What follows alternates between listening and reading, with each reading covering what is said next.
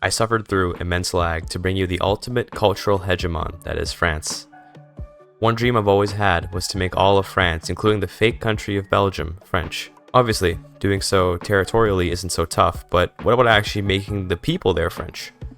From the Napoleonic era, and even as far as World War II France, and probably even as far back as the medieval era, the Parisian French culture and language had been put on a pedestal by the government to such an extent that many communities like the Occitans, Bretons, and Patois speakers of the countryside faced discrimination. The Occitans, especially, who spoke and today still speak a langue d'oc, were particularly targeted by the French who speak a langue d'huile. Occitan has more in relation with Catalan than it does with French, although centuries and honestly maybe even a bit more than a millennium of influence from French has diluted that relationship. Without getting too into detail, as much as my linguistics background would love to, I want to make all of France French.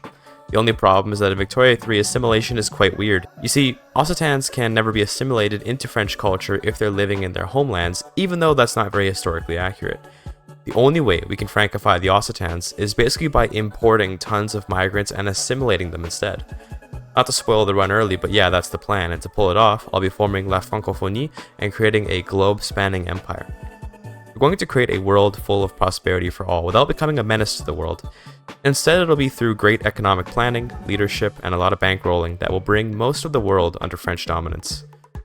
As a quick note before we start here, I consider this to be one of my most impressive runs, and that's because of a combination of the high GDP, high standard of living, and the relatively difficult to comprehend but nonetheless very impressive Frankification of the entire country. I ended up with 250 million French pops by the end of the game. That's a lot of assimilation. France's population, total, as of 2024, is just 80 million. Assimilation is a mostly pointless mechanic, since once you get multiculturalism, culture is no longer a relevant concept, except for a very particular scenario: obsessions and taboos. French culture starts the game with the wine as an obsession, and you can use the Belle Époque journal to get an event which gives fine art as an obsession. With that knowledge in mind, making 250 million pops who are obsessed with those goods will result in a lot of demand for art and wine, creating a truly insane world of Frenchies drinking wine and collecting art. The best thing is that I've made them rich enough to afford those luxuries, and lots more. This video is my Victoria 3 1.7 Sphere of Influence magnum opus, and a full playthrough from 1836 to 1936.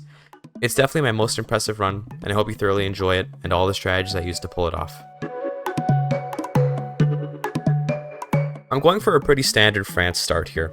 I'll be concentrating my industries in Alsace-Lorraine and Lorraine because there's a lot of coal and iron there. Remember that local prices matter.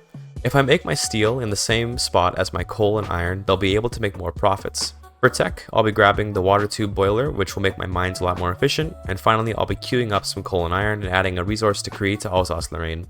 There's a dual purpose to building up this area so much. First is that I want the resources there, but also by making lots of jobs there, we'll be encouraging French pops to migrate there. This is the beginning of my play to Frankify Alsace-Lorraine. When it comes to the throne pretenders, I'll be going for the Bonapartes, mostly because Napoleon is a very good emperor compared to the Orleans or legitimist kings. The only part of the Bonaparte ideology that I don't like is that they prefer interventionism, so I'll be using the Orleanist king to get myself laissez-faire, and then I'll move on to the Bonapartist regime. I know we're playing kind of slow here in the beginning, but just check out those iron mine profits in March. It's amazing how powerful resource industries are in the early game, and even into the late game, as you'll see later. For my first war, I decided to make a move into India to grab Sindh. Sindh has opium and the Indus River, which will increase the throughput on the opium. In general, opium produces huge profits that can, all on their own, entirely fund your investment pool. I'll also be founding La Francophonie, a sovereign empire with vassalization as its primary principle. We're going to be using the power of the sovereign empire to significantly expand the borders thanks to the ability to subjugate other nations using cohesion. Sindh quickly fell to the mighty French army, and then I went to make Macron and Kalat protectorates, while also joining in on the Opium Wars. I've featured this little exploit quite a few times now, but in case you missed it, if you join the British in any war, you'll be together in war. You can never join a war against someone while you're fighting in a war together. You can never join a war against someone who you're fighting a war together with, so with that in mind, I'll be declaring a war on a princely state like Awad. Awad is a subject of the EIC, so the EIC will join the war immediately. Normally, Britain would love to defend them, but in this case, they are prevented from doing so by the fact that I am fighting together with them.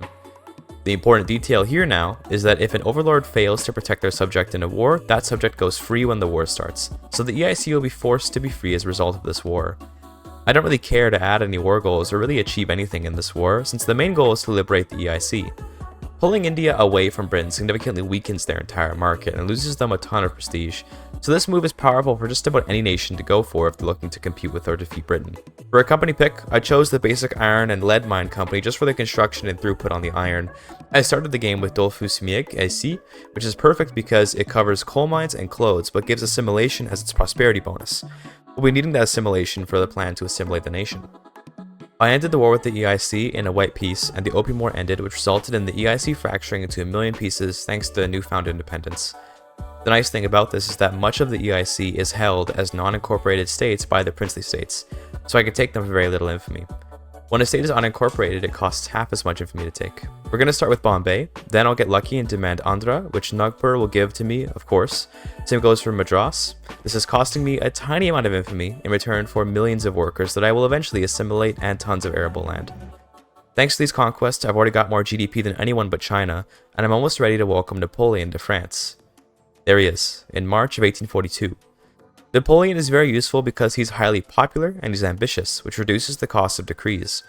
Remember that you also get authority from the popularity of your ruler, so the highly popular and ambitious Napoleon can drop a ton of decrees down or consumption taxes.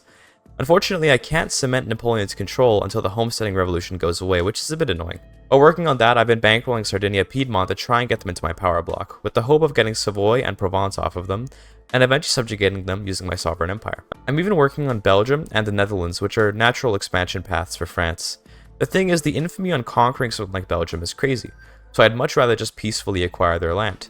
It'll cost me a lot of money, but I can pretty much buy Belgium by just bankrolling for leverage until they join my block, at which point I can subjugate them for some cohesion. After the rural folk gave up on homesteading, the intelligentsia demanded total separation, which is, once again, a bit annoying. I was at least passing public health insurance though, which in my opinion is the best health insurance type. To appease the intelligentsia, I decided to just pass total separation since really, I want that law anyway. I joined in on the Brothers' War in July of 1845 with a bankroll from Austria, but to be honest, I don't care how this war goes, I just want Austria's money. The moment the war started, I capitulated, walking away with my money and with the #1 great power spot. Since Britain has lost the EIC, they tend to not occupy the #1 spot anymore, although Britain still has massively inflated prestige compared to where I think they should be. I got the Retaliation in Indochina event afterwards, and I chose to take on the infamy to get an interest and a journal entry, but I later finished the journal entry, and the infamy cost of this event is not at all worth it compared to the reward of the journal, so in your game, just don't bother. I welcomed Hanover to the block and started working on Denmark. I want to secure Denmark because it's in my interest to never let Schleswig-Holstein go free. So long as the Germans there remain under Danish control, the Prussians can't form the North German Federation, which makes forming Germany much harder. What's interesting about this choice though is that in a way, I'm actually harming myself in real life by not letting Germany form. One of the largest drags on game speed in Victoria 3 is the daily check on every country to see what flag they should use. There are about 250 or so tags in the game at a guess, and a lot of those are tiny little German principalities. If you let Germany unify, you cut down a lot of tags in the game, which reduces lag a ton. For this reason, in pretty much every game I do in the future, I'll probably aim to allow Germany to unify if I have the power to free Schleswig-Holstein, even if it'll actively make the game harder. The next conflict was against the Ottomans, where I supported Egypt in their fight alongside Russia, so I could get a trade agreement. I'm going to pull Egypt into my power block in due time. This will end up being most of how I gain power around Europe and the Middle East, since I need to conquer a lot of land for labor, but I don't want to take on a ton of infamy. Sovereign empires are truly wonderful for their ability to subjugate and effectively gain huge amounts of power without gaining any infamy. I got Belgium in December of 1847, and after 5 years, I'll be able to make them a protectorate. There's a particularly good reason to make sure Belgium specifically is your subject, which you'll see soon. Afterwards, I subjugated Sardinia Piedmont, who has been in my power block for 5 years, and then used the Treaty of Turin to grab Savoy and the rest of Provence.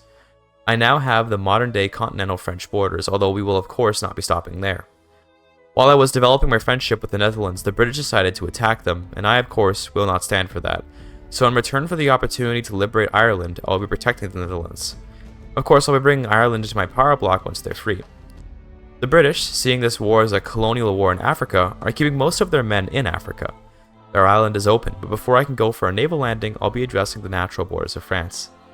To be honest, the infamy decay malice is pretty painful, but claims on the Rhine are pretty nice, considering how good those states are. Anyway, using my 100 flotillas and 91 battalions, I'll be landing right in London, as there are only 19 British battalions defending there, and no navy that can stop me. One thing to remember about navies is that more admirals is bad, because each admiral can only use a fraction of the boats in a battle. A flotilla of 100 ships with a max rank admiral can use all 100 ships in a battle against any size of enemy fleet. A flotilla of 100 ships with 4 max rank admirals can use a maximum of 25 ships in any battle. The AI loves to put down tons of admirals, and in so doing kneecaps their own naval capabilities. With that in mind, I landed in London almost immediately, and then I needed to hold on to it until the British gave in. Of course, I did more than just that, as I pushed into the Midlands and West Country. I've got the Netherlands into my power block at this point using an obligation I got for bankrolling them, and I've almost got Denmark in too. In March of 1850, the British surrendered, and I thrust my tendrils into Ireland, who will join the bloc in due time. I then invaded Burma, brought Denmark into the bloc alongside Switzerland, with Egypt soon to follow. In case you're wondering how I pull these guys in, some of them are small enough that I just need to use pacts like alliances and bankrolls, but for guys like Egypt, I have to invest in them. I usually build up their agricultural goods because they tend to produce a lot of GDP relative to other goods. The larger a percentage of someone's GDP you control, the more leverage you get. After subjugating Burma and grabbing Tenasserim, I completed the Indochina campaign and just grabbed some prestige since the other modifiers sucked. Then the train just kept rolling as the Heavenly Kingdom rose up. This is very important for my strategy to completely Frankify France. You see, the Heavenly Kingdom and Qing don't have a ton different between them for my purposes, but one particular thing is of critical difference. The Heavenly Kingdom has no migration controls, while Qing has closed borders. One day, when I have multiculturalism, being able to steal Han Pops away from China through mass migrations will be huge. In theory, I can also conquer Chinese states to make this happen, which would have been a fine plan, but I was thinking about trying to get China into my power block. I was curious if it was even possible, so I avoided invading the area and instead becoming friends with the Heavenly Kingdom and aiming to invest in them enough to get leverage. By the end of this run, I'll end up having a maximum possible leverage from economic dependence, and I'll still be several hundred points away from being able to bring China in, so I'm pretty sure you'll have to just conquer China if you want to get control of them. Oh well, I tried. Anyway, I sent my army to invade Beijing and assure the Holy Kingdom's victory, while Russia invaded from Mongolia and Manchuria. I continued my investments in Egypt once the war was over, and then the House of Napoleon was cemented, ending the divided monarchist journal entry and assuring Napoleonic control for good. Very shortly after, I brought Egypt to the power block, and with that, I've managed to become the absolutely dominant great power in just 19 years, as I control far more GDP in my power block than anyone else, and I can now begin focusing on getting immigration to France for the purpose of assimilation. The process of colonizing Africa is pretty boring in Vic 3, sadly, but it's very important if only because of the rubber, but also the population. Although Africa isn't as populated as, say, India or China, it is nonetheless populated, and therefore worth grabbing. The bigger thing though is to deprive Britain and other great powers from getting it. For each bit of rubber we can extract from the Congo, we both acquire some for the French market and deny it for any other market. It's relatively easy to deny access to Africa by ensuring you grab Kenya before anyone else, and then colonizing as much as possible in Central and South Africa, which is tough before malaria prevention, but can be done. The Colonial Office's block principle can help with that a lot. My ultimate goal of assimilating France will need multiculturalism eventually, so I'm aiming for the feminism tech. Remember that interest group leader ideologies are weighted and unlocked based on your technologies and laws. You can't get a humanist or enlightened royalist until you get feminism, and the only other ideology that lets you get multiculturalism is anarchism, which would also work, but tends to happen for interest groups that aren't as useful. An industrialist can be humanist, for example, but they can't be anarchists. One special quirk about France is their historical agitators. Much like the United States and Britain, France has several predetermined agitators that will appear in every game. One such agitator is Pierre-Joseph Proudhon, who is an anarchist. Unfortunately, he's part of the intelligentsia, which in my playthrough I haven't managed to strengthen significantly. In a French Republic playthrough, under Mathieu de la Drôme, it may be quite possible to achieve multiculturalism very early on as France, but alas, I have gone the path of Napoleon instead, leading to a weakened intelligentsia. I changed governments briefly to put Proudhon in charge of the intelligentsia anyway, in case some kind of political movement were to come up.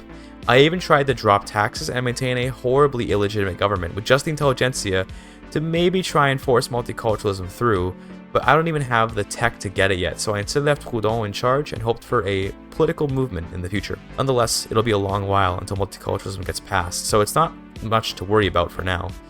Instead, I'll continue developing my nation and making jobs where I want immigrants. Alsace-Lorraine is the easiest state to Frankify since there's already a sizable French population there, and it hasn't got too high of a local population to replace. To effectively push migration towards a particular state, the obvious answer is the migration decree, which is part of it, but a bigger thing is to try and create a high standard of living there. The best way to create a high standard of living is to create high quality jobs like engineers, which we can do in Alsace-Lorraine through the mines alone. It's funny because I often associate mining operations with some of the worst working conditions imaginable, but in Victoria 3, mines that use the condensing engine production method create some of the highest paying jobs and some of the most profitable industries in the game. Later, when we unlock dynamite, we can tack on even more engineers to those mines, and they'll be paying huge wages to their engineer employees, which will raise wages for everyone because wages in a state are determined by the average wealth needed to sustain that wealth. If a larger portion of the workforce are engineers, then the average pay in the state is higher, which elevates the minimum wage for all workers. When the wages are higher, wealth is higher, and therefore standard of living is higher, which brings in immigrants. That loop is what will bring migrants from across our power block once we get the migration principle. I subjugated Belgium in 1853, making them my protectorate, and that means I'll be able to annex them for free once I establish the Confederation of the Rhine. I didn't actually know this until I played this run, but when you establish the Confederation of the Rhine, you just annex Belgium if they're your subject. That won't be until I subjugate Hanover and either Schleswig or Holstein, so we have time until then. For now, I'll be conquering about half of Sokoto to help me colonize around Britain's state of South Cameroon. We want to box in the British colony before it can get bigger, so I'm trying to cut them off in Dar el-Kuti. I also got feminism at this point, which means new interest group leaders might be humanitarians. At this point, invading Sokoto is obviously a complete joke, as I've got the largest and most advanced army in the game by a large margin, alongside a couple Dominions who will help me fight, although their help is really not needed. Near the end of the Sokoto War, the British had a Republican revolt which offered me a bankroll in return for help, so of course I saw an opportunity to significantly weaken Britain and to get paid for it. So I joined in for a bankroll, and afterwards founded the Confederation of the Rhine, which annexed Belgium for me. The very existence of the Rhine Confederation stops the North German Federation from ever forming until it's gone, so Prussia has been quite heavily neutered, pretty much for good, although we're of course not done cutting them down. In 1857, I grabbed the freedom of movement principle for my power block, which will increase my migration quota. Although I can't yet assimilate Indians because they're discriminated, I can still bring them over from Madras and Bombay to make jobs for them and elevate their standard of living in states that I can actually tax. Although I could just build in India to give them jobs, I can't tax anyone over there due to the states being unincorporated, so I'd rather they migrate to France and start working taxable jobs. The British Republic declared victory in September, and then I immediately attacked them, knowing they had bankrupted themselves from the Civil War. I was going to liberate Scotland and grab Cameroon and Kenya, but then the British backed down, so I just got Scotland freed. I will of course do to them what I did to Ireland, as I hope to bring in migrants from the British Isles. The laws of a liberated country will always be the same as the country they were liberated from, and the British have no migration controls, so we can subjugate Ireland and Scotland and then bring in their peasants. Ireland especially has a ton of peasants. The only thing we have to worry about is that both Ireland and Scotland have tenant farmers, and with tenant farmers, peasants can't migrate. So we'll have to make jobs for them so they leave the subsistence farms and then they can migrate. I'll do that later though, as for now, I still have jobs to make for my own people. I made Egypt a dominion in July of 1858, and the amazing thing about that is how much money they're paying me in fees. I'm getting about £20,000 of income off of just Egypt, let alone what they contribute to my market with their dyes and opium. I got the next level of freedom movement shortly after, which increases my mass migration attraction. This will help me compete for pops with America, which often claims many of the mass migrations in the world. Mass migrations often go to America because their migration attraction is crazy high due to all their arable land. One of the largest factors for migration is arable land, and Middle America has unending cornfields for enterprising young Europeans to work. Britain attacked Warsangali, who I defended in return for the goal to take South Africa. I might as well just grab whatever I can off Britain whenever I can, since I still have less than 25 infamy. Infamy above 25 increases liberty desire in subjects, and with my current playstyle, I'll be having a lot of dominions, protectorates, and puppets, so I don't want to stack up too much infamy if I can. South Africa isn't too costly since its population is low, so it'll be an easy grab. Check out Wallonia here in December of 1859, by the way.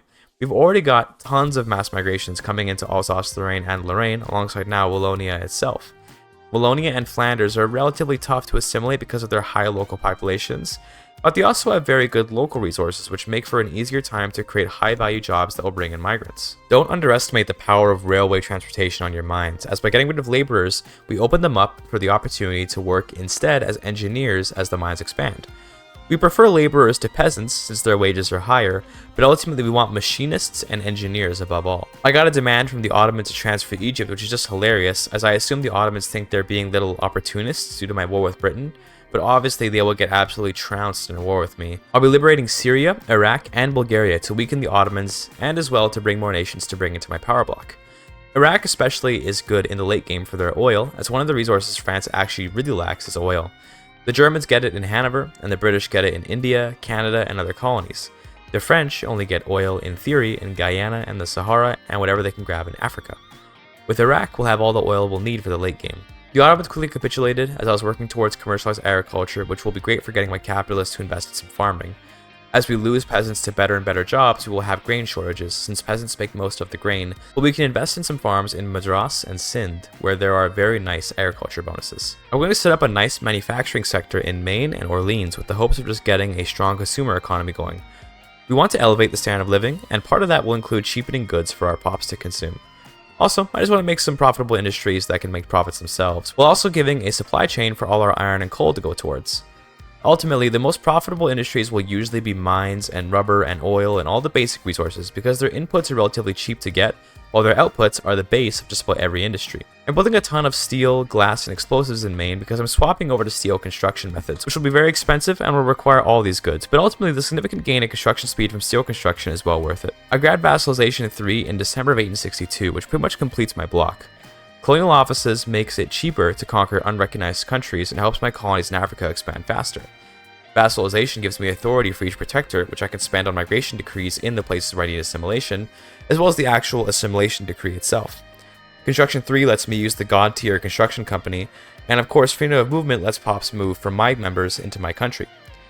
Later on, I'll get off of construction just because I won't need the construction bonuses anymore, and I'll go to food standardization, which is normally not super good, but I'll use it to push my standard of living just a little bit higher. At this point, I'm hitting a sort of critical mass of construction points where my GDP will just start absolutely exploding. I've already surpassed China by several tens of millions, and my standard of living is around 10.5. It's not particularly impressive by any means, but it's the beginning of an upward trend that will only get better as we go. I abolished democracy with oligarchy in June of 1864 to assure total Napoleonic control alongside his industrial advisors, of course. I just kept colonizing Africa and bringing Europeans into my power block at this point, as I no longer really had to do anything to hold Britain back in order to be dominant. America paid me to help them against Mexico, which I was all too happy to take, and then Prussia got involved, which meant that in a way, we were about to have a pretty major war over American expansion into Mexico, which is kind of funny.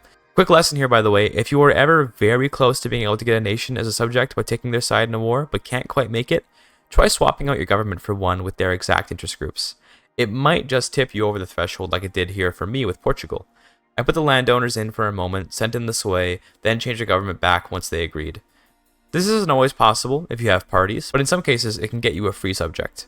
Spain, who I had been trying to bring to my power block, sadly helped the other Portugal in that war, so I was going to war with Prussia and Spain, which did leave my men a bit thinly spread, but I don't really have much to lose in either war, so I'm not concerned. Worst case scenario, I wasted my time.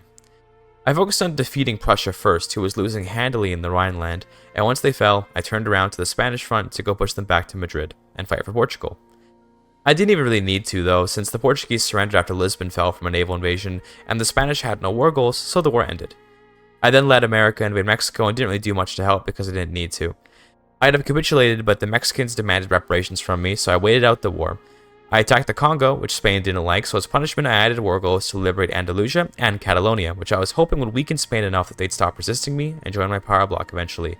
I was also planning to add Andalusia and Catalonia to my power block alongside them. Ethiopia united a little while after, so I went to make them a protectorate just because it was cheap to do so while their states were unincorporated.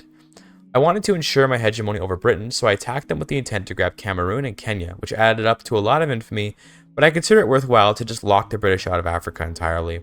Through Scotland, I easily overran England and won the war, and with the British kicked out of Africa, I had total control over the continent effectively. There were still some unconquered areas of Africa, but there's no rush to take those down, no honestly much reason. I don't really need Morocco or Algeria, even though there are some resources there. I'll have enough iron and coal for 95% of the game, although I was surprised to see by the end of the game that I was indeed starting to run out of resources.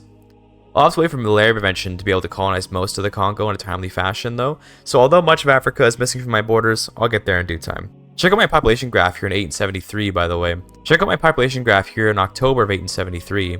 This is all just migration, and don't worry, that curve will only get crazier over time. It was also at this point that I had successfully Frankified Alsace-Lorraine, which has over 2 million Frenchmen living there. That majority will only continue to grow over time as pops assimilate and more migrate there. Looking at Wallonia, we've got about 1 million Frenchmen, which is a good start, but certainly still far from total assimilation, but we'll get there. To celebrate the Francization of Alsace-Lorraine, it was time to really end Prussia as a state. Prussia relies on the industrial power of the Rhineland with its coal, steel, and iron to really push itself above its weight in terms of population. We're going to be divorcing the relatively poor eastern half of Prussia from its rich coal fields in the Rhineland, alongside a bit of reparation, humiliation, and the liberation of Pomerania, and just to really cement the separation of East and West, I'll be taking Brunswick, which will promptly go to the Rhine Confederation after the war's conclusion, of course. Taking Brunswick cuts Prussia off from Westphalia, which they'll still hold after the Rhineland is freed, although they'll still have access there through the Zollverein. We'll see how long that block lasts though once the Prussians have been neutered. The war was slow at first, as the Prussians had Scandinavian and Spanish support, which split my forces, but once the Spanish capitulate, my army won't be split in half, and the war will end quickly. Also, I got a Yankee migration to Maine during the war, which I always enjoy seeing, since if America is having mass emigrations to Europe, you know you're doing something right. The war was looking scarily close, as the Prussians had occupied Wallonia and the Rhine Confederation, technically giving them control over all their war goals. My support started ticking to the negatives as I worked to free Wallonia, but after a cheeky naval invasion into Elbe, I kept the war from ending and got Wallonia back, securing my victory. The only reason the Prussians had gotten that occupation was because my forces were busy in Spain, so now they're screwed. I did another landing in Pomerania and swiftly arrived in Berlin to finally defeat the Prussians, and with that, Prussia has been demolished. They've still got Silesia, which has enough coal and iron to run their economy, but losing the Rhineland is a huge loss for them. In Prussia's place, their previously junior bloc member, Scandinavia, took control of the Zollverein, now United Front, and although they're a great power, they're just so horrifically weak compared to the massive French Empire that their status as a great power is kind of a joke. Rather hilariously, the British even started a war against me while the Scandinavians failed the Civil War, and I'm certainly impressed by the hubris, but the British are just asking to be destroyed even harder than they already have been. In this war, I'll be liberating Canada, Australia, and Siam. I'm just hoping to weaken Britain even more than I already have, more as punishment than anything. I already have written off the British since they've lost India, access to Africa, and the rest of Britain outside England and Wales. That war ended pretty quickly, although the Brits decided to invade the Heavenly Kingdom despite their nation being completely occupied. I could have helped, but it wouldn't have affected the war effort in any way, so I just let the Heavenly Kingdom get occupied. In reality, there is some sense to this, which is that devastation in the Heavenly Kingdom reduces their migration attraction, and therefore increases the chance of a mass migration. Well, that's the theoretical logic. I don't have multiculturalism yet, so in reality they can't migrate here, but it's a principle to keep in mind. If you can reasonably expect a nation to have mass emigrations, you can further enhance that chance by allowing devastation to build up there. Looking around some of my states in 1879, I was noticing that in southern France I wasn't doing a very good job of assimilating, but at the very least there were some pops migrating there, like the growing Kannada community of Guyenne and the Tamilians of Provence and Rhône. Those pops aren't French, but they'll be French once we max out our public schools and get multiculturalism. Remember that only accepted pops that aren't in their homeland will assimilate, and that public schools increase assimilation speed. I had a pretty lucky occurrence in Pomerania in 1882 where Prussia tried to attack them, so I offered to make them my protectorate in return for help, and then Pomerania added a war goal to take Brandenburg. This is really nice because it means I don't take the infamy for it, but effectively conquer the territory, as my subject will be gaining the territory. The best part is that I can immediately shove Pomerania and its new territory into the Confederation of the Rhine right after the war ends. You notice my debt is getting pretty high by this point, but there is really nothing to worry about because my interest rate is less than 1%. And my government budget will only get higher and higher as I go. You see, my standard of living is increasing, and when standard of living goes up, wages go up, as I'm sure you know. The reason that's relevant is that when wages go up, so do income taxes, which are charged as a percentage of the wages paid to workers. That means that by continuing to raise my pop's wealth, I'll be getting a more and more balanced budget. Not to mention, the moment I return to peace, when my army stands down, its immense cost returns to very little, and my budget rebalances almost immediately. I can also always choose to just not build for a little while. Because I'm on laissez-faire, my capitalists can use my construction pretty effectively themselves, and I'm happy to let them. I paused construction after the Prussia War for a while just to fix up the debt, even though my interest is almost nothing, but I do have to admit that being that close to my debt cap is a little worrying. I'll just sit around for a bit of peace and let the game play itself until I feel comfortable again building. This waiting time is just more time for pops to assimilate and migrate, as well as the standard of living to continue increasing. It hit 15.1 in December of 1885, but I kinda cheated for it by releasing colonial administrations. You see, Africa has been dragging my standard of living down a bit, so by getting rid of them, I lost some GDP, but gained average standard of living. India is still dragging me down too, but I need them for my immigrants, so I actually want it that way. I want Indians to migrate to France, live better lives, and assimilate. One thing about assimilation, a small detail, is that radicals don't assimilate nearly as quickly as non-radicals. I don't think loyalists get a bonus to assimilation, sadly, although I wish they did. By 1886, Wallonia was finally Frankified, with French pops outnumbering the Wallonians by just a bit, as had Brittany, which was no longer Breton majority. Funnily enough, Alsace-Lorraine was about to flip to Marathi majority, which is pretty funny. I've always felt that the way to solve the problem of Alsace-Lorraine being a French and German homeland was to just bring in an Indian majority and let that be the new state of affairs. What could go wrong, right? Just for fun, by the way, since I was kind of bored waiting for assimilation and migration, I got investment rights in America and then did this to their GDP graph. I'm kind of just creating a monster for myself to have to deal with later, but I've always thought about doing a run where I try to make another country get 1 billion GDP, and I guess I was testing the viability of it in this run to pass time.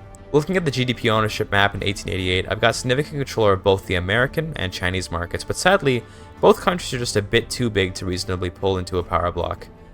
America is probably possible, but China's population is just way too huge. I mostly just kept things going at this point, but decided to open up elections again, thinking to maybe go communist. I was thinking about running a command economy or something, but later on I changed my mind because I didn't want to have to manage this many construction points and this much GDP. Although laissez-faire is probably in most cases the best option to take for economic law, it can end up being the most attractive option as well just because it lets you chill and avoid the headache of actually managing such a huge economy. The Prussians have by this point become a non-threat, but just to really stick it to them, I'm making them my protectorate here in 1889 with the intention of incorporating them into the Confederation, but of course Scandinavia decided to get involved. I'll be liberating Norway just to stick it to them, and hopefully it'll drop their prestige enough to disband the bloc they've got. I don't really even need to, but I'd be happy to get Scandinavia into my power block in due time. I decided to take on quite a bit of infamy here since I was going hard on it with the Prussian protectorate anyway, so I made the Netherlands a protectorate despite the fact that they're in my power block.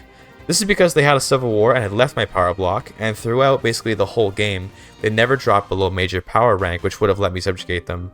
I took the opportunity to just protectorate them now rather than watch their prestige climb back to major power and see them escape my grasp yet again. Of course, the British got involved and then a bunch of other boring wars were going on, but none of them really mattered to me because in December of 1891, I had an election where the trade unions with an anarchist leader got 35% of the clout, and because of that, I could finally get to graduated taxation and multiculturalism, which was all that really mattered to me. Peace finally came to France in November of 1892, and I was relieved just because I didn't want to manage any more fronts. I put Prussia into the Confederation, and now they're more or less the rough shape of what Prussia was, but as my puppet this time. Also, it finally happened. The Marathis are the plurality of Alsace-Lorraine. Multiculturalism will fix that, but it's definitely quite funny to see on the culture map mode. My interest groups were very interesting at this stage of the game as my anarchist trade unions were opposed by the ethno-nationalist petite bourgeoisie and armed forces, alongside the feminist industrialists, radical intelligentsia, and the clerical party kept alive only by the fact that the king, Louis Bonaparte, was himself in the religious folk interest group. By November of 1893, we've got Flanders up to 30% French, which is not bad. I'd report more on assimilation statistics, but there's really nothing we can do to speed it up besides maxing out public schools using the assimilation decree and ensuring there are no radicals in the state. I started working in multiculturalism in September of the next year, right after graduated taxation passed. Beyond just allowing assimilation of everyone with multiculturalism, it'll also remove the discrimination modifier to their wages, which will increase their wealth and therefore the minimum wage of the state, which in combination with our new tax laws that now prioritize taxing the rich over the poor, will see our standard of living increase massively. I got a very appropriate for this run event as well in July of 1895, which I just wanted to highlight since fascist events are pretty rare for most players given how late the ideology appears. We're committing some hate crimes against the Occitans in Provence, which I guess is part of the campaign to Frankify them, which is sadly not too distant from real life, although Occitan discrimination was more in the form of language suppression rather than outright hate crimes if I understand correctly. For example, schools in southern France would outlaw the usage of Occitan language among children in the hopes of eradicating the language over the course of a generation or two of loss of fluency. Speaking of fascism, Charles Maurras, a very famous early French fascist that wrote a lot about the Dreyfus Affair, appeared. The Dreyfus Affair was essentially a sham court case that blamed a Jewish Frenchman, Alfred Dreyfus, for leaking military secrets to Germany, sending him to a horrific life of imprisonment in Guyana, when there was suppressed evidence that proved it was actually a different, non-Jewish French general that had been doing the treason. It was easier to blame a Jewish person than accept that there were traitors in the officer corps. Out of the Dreyfus Affair came the very famous J'accuse saying, but you know, this video isn't the Dreyfus Affair video, I'm just talking about it because I happened to learn about it during a university course I took on post-Napoleonic French history back when I was an academic. Regardless of the rising popularity of ethno-nationalist and fascist agitators in the country, I'm still passing multiculturalism since ethno-state is probably one of the worst laws you can put onto a nation. I passed a law in August of 1896 and accidentally closed the notification so fast you can barely tell it happened, but it did. From here I have all the laws I want, although I could go communist to try and boost the standard of living even more, but I really don't need to. My standard of living across 169 million people is 20, and only getting higher. If anything, going communist might risk my budget struggling without the capitalists to keep it up with investment pool contributions, so I'd rather not rock the boat. Not to mention, taking off laissez-faire would increase my interest payments significantly, which would actually be quite painful with how much debt I've got. Check it out, by the way. I was pretty close to making Paris Tamil, which now won't happen since they'll be assimilating, but imagine a Marathi Alsace-Lorraine and Tamil Ile-de-France. Would have been quite a reality, I think. Look at all those mass migration targets though in February of 1897. Everyone is moving to France. Funnily enough, all this migration is likely the reason my standard of living is actually starting to backslide down below 20, since those migrants are having trouble finding jobs. But I'm putting in an old age pension to both reduce my workforce, which usually is a bad thing, but in my case I'm fine with, and to pay out some welfare to unemployed migrants so they don't drag the standard of living down. That's sort of the purpose of welfare in my opinion for Victoria 3. Unemployed pops drag everyone's wages down by lowering wage competition, since they'll be poorer and therefore lower the wealth floor, which is what wages are based on. With welfare, you can assure that all your pops, no matter their wealth, will at least not drag the wealth down. The percentage of welfare payments you make corresponds to how much of the minimum wage you're paying them. So if you have a plus 100% welfare modifier, it means you pay them the same amount as what a laborer would make, which is the minimum wage. In theory, if you stack up emergency relief decrees and maxed welfare institutions, you can actually pay unemployed pops more than the minimum wage, which is funny, but would be very expensive. Anyway, I decided to cut down Austria because they were still kinda strong, so I declared war looking to liberate Hungary and all the other constituent states of Austria. Everyone I liberate can eventually become a member of the bloc anyway, so these are all just future conquests for me in one way or another. I also started passing single-party state because it can be very strong for maintaining a lot of legitimacy even without your head of state's interest group, and keeping your authority around. I really like the juxtaposition of the communist trade unions setting up the single-party state, with laissez-faire capitalists running the economy, while the king is a paragon of virtue religious zealot type. It feels like some cursed tripartism, and maybe could be seen as an influence from all the fascist agitators for all I know. We've got this totally free market economy, but an authoritarian communist party in charge of it somehow, with a religious king controlling it all in theory. In March of 1900, I got the first mass migration from the Heavenly Kingdom, and this is a big part of why the Heavenly Kingdom is preferable to the Qing dynasty. Once single-party state passed, I formed a government out of the intelligentsia, trade unions, religious folk, and armed forces. I guess it's a coherent enough party when you account for the religious folk being there on account of the king's affiliation. From here, I wanted to actively work on assimilating southern France, as it was the place I'd made the least progress on despite it being probably the place that would take the longest to assimilate. I set down greener grass decrees and national values decrees, while also building power block statues there. Power block statues for sovereign empires decrease the cost of decrees in that state, so we can put them down without using up much authority. I finally got compulsory primary school in 1901, and with it I can max out my education, which will see assimilation increase a bit more. In combination with the national values decrees, we should see South France becoming French over the coming decades. Despite the Germans, I put a French governor in charge of the Confederation, René Ferrouillat, but then I noticed that the primary culture of the Confederation of the Rhine was Flemish and Wallonian, as if the country were Belgium. I'm not sure how that happened exactly, but I imagine it's some weird thing with how I had Belgium as my subject when I made the Confederation, but otherwise I have no explanation. I took an opportunity to go get Italy as a protector for relatively low infamy by declaring a play on them right when a rebellion happened that took away most of their states. You pay the infamy for the war goal based on the population of the country at the time of the play's beginning. So if I declare it now, I can make Italy my protector for pretty cheap, but then I'll risk losing them to a civil war since I can't join the civil war afterwards. Thankfully for me, the Austrians are helping Italy against the civil war enemy, so I'm happy to trust that Austria will defeat the rebellion for Italy, and I can swoop in to make Italy a protectorate before the civil war ends and get all of them in one fell swoop for just 25 infamy. Austria managed to get Italy to let them become a protectorate in the war, so I'll be fighting Austria to transfer Italy, and since I'm here, I'll be liberating Hungary and a bunch of other countries. Last time when I said I'd do it, I ended up white piecing because the front wasn't moving and I was too lazy to do smart naval invasions and stuff. See, I haven't done any military research, so I'm still on mobile artillery and skirmish infantry, when I should really be on trench infantry and siege artillery by now. That means these wars are often meat grinder wars where I have to win by running my enemy out of manpower before I do, which with 223 million pops is pretty easy to do. I finally ended the war with Austria with almost 1 million casualties on their side and then went to naval invade a rebelling Portugal. It was in 1906 that electricity found its way to France, and this is often the part of the game I'd quit at, since electricity is such a huge pain to manage. But I found that the best way to handle it is to sort the local price of electricity by the most expensive and just build it up as needed. I always put at least one power plant in every state and then subsidize them and put them on auto expand, which tends to work okay, and every once in a while I'll comb through them, add a couple dozen where needed, and leave it alone again. I'm grabbing workers' protections next, which will both reduce mortality for workers and increase their minimum wage, which will even further increase my standard of living. The downside is that profits will go down, but I mean, the capitalists are rich enough, aren't they? The workers could use even more money, since the more money they make, the more income tax I can pull off of them anyway. Britain declared a war on my protectorate of Gilead, and to be quite frank, I just gave in to their demand because I didn't want to fight wars anymore. I had been playing for upwards of 12 hours in this session and was planning to stop recording soon to pick it up another day. It was lazy, and I shouldn't have, but I really just wanted to see my standard of living climb higher and higher. In 1910, I checked my population graph for the first time in a while because I was noticing how quickly my population was growing and I felt abnormal. I assumed it was because I was colonizing Africa, but then I remembered that first of all, Africa isn't that heavily populated, and secondly, that I have colonial administrations doing it for me. When I saw the graph, I was stunned. I haven't seen a population graph that resembled a GDP graph before, but yeah, that curve is crazy, and is presumably just pops from the power block filtering in, alongside mass migrations from all over the world. I hit my first billion GDP in December of 1911 while fighting Austria.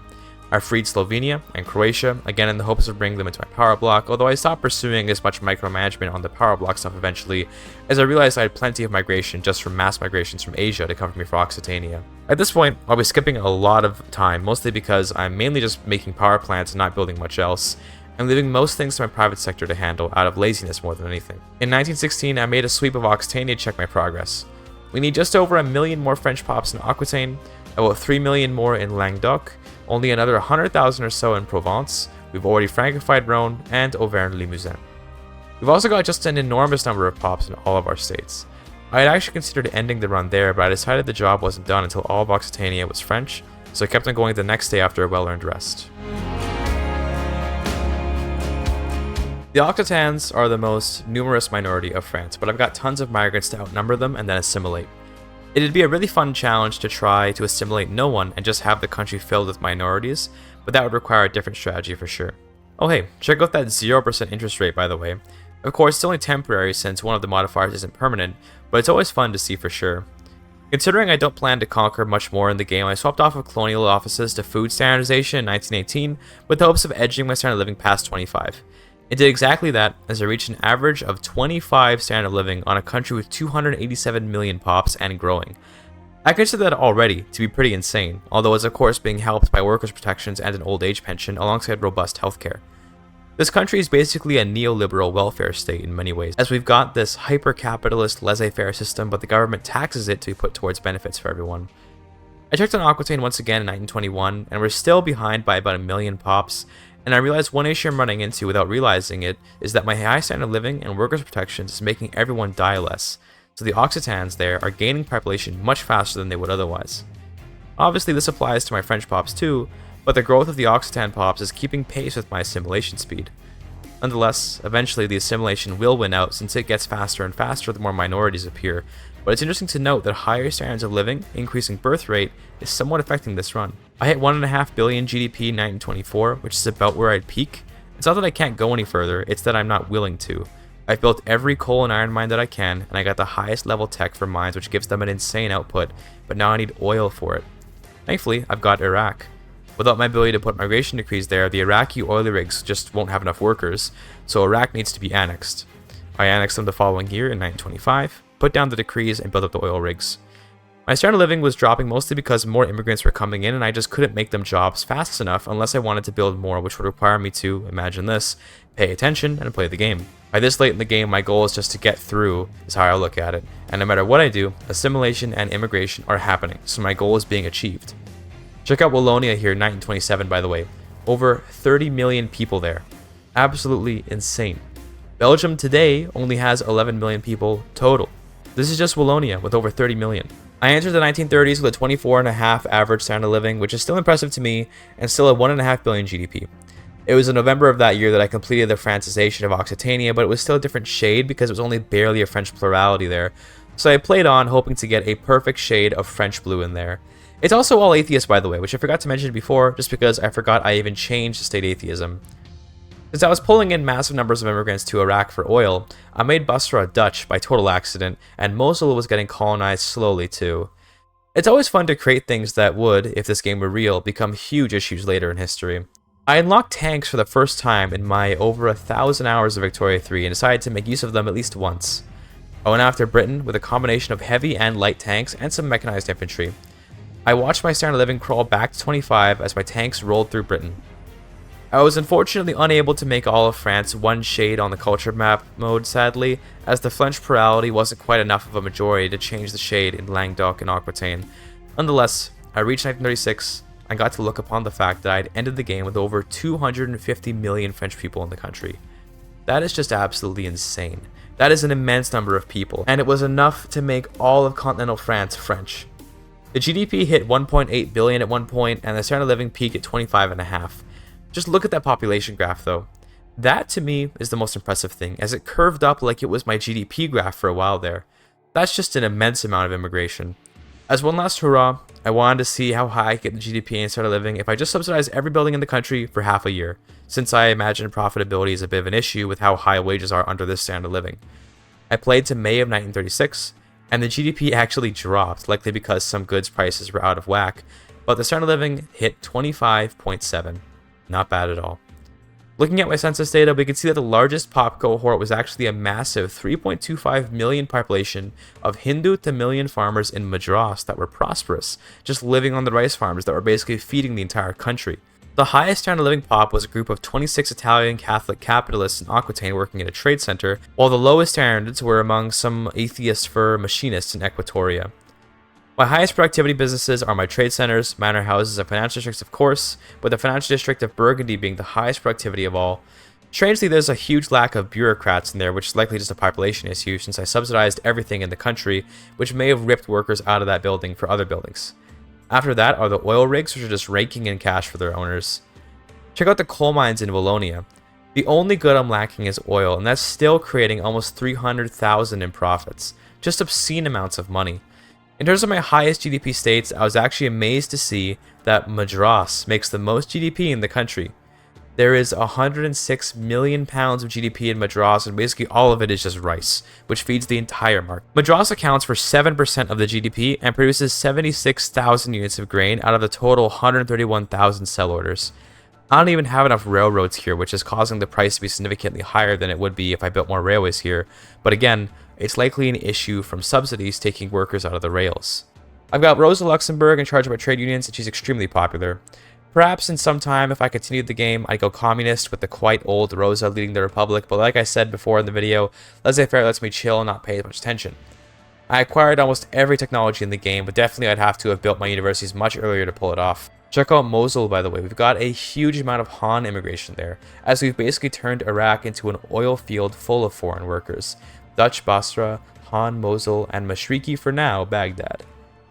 The total GDP of La Francophonie is just over 3 billion, so if I were to integrate every member of the bloc, we'd have an immense GDP, and perhaps even more since I could activate better production methods on everything, although it would probably harm my budget since I'd lose all those subject payments, and none of those states would be incorporated. This is the French Empire, under the Napoleonic dynasty. We've destroyed the great powers and created an immense cohort of French people that absolutely dominate the nation. Thanks to their art and wine obsessions, they consume tons of alcohol and sponsor all kinds of artists. It's a beautiful world, all under the Communist Party of the Kingdom of France and its cutthroat capitalist free market. It just works. Thank you for your time.